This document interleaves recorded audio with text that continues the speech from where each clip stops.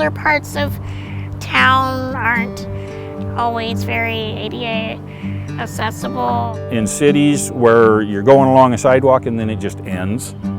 Like there might be a ramp, but it might be super sloped or not even existent really.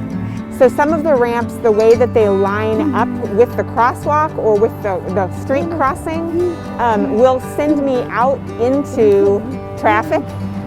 So it's different really at every intersection. If I need to get there, well, by golly, I jump out there in the road and go do it. That's what you have to do to get around, to get to the places you need to get to when you don't have good ramps on the corners. Just to get out with friends. Over the years, I know there's some things we've wanted to do, but haven't because it's not necessarily accessible for me.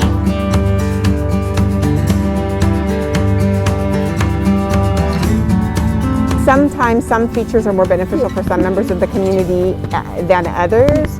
And it's a trick sometimes coming up with a universal design to where people who maybe need it for accessibility are using it, but it also can be useful for a standard pedestrian.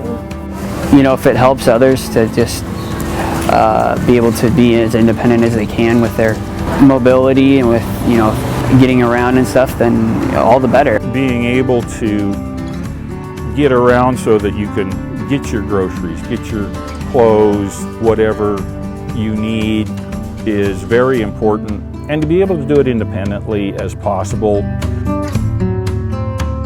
So ADA doesn't always make a perfect world, but it's a good start.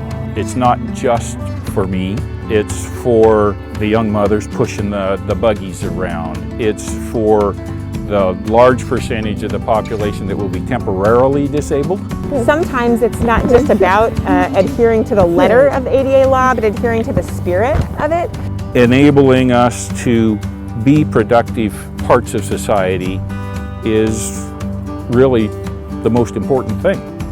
I just feel like I'm not only doing it for me, but I'm doing it to benefit the greater community and the greater visually impaired or deaf or other communities that are out there that maybe need some sort of a way to cross the street safely.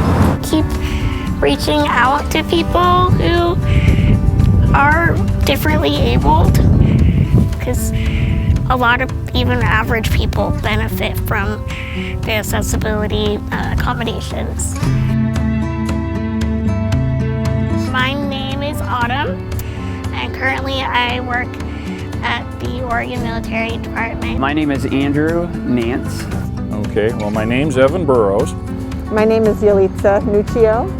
I do have a family myself. I have a husband, 2 beautiful dogs that we share. Not sure what else to say about myself. I'm just another young adult.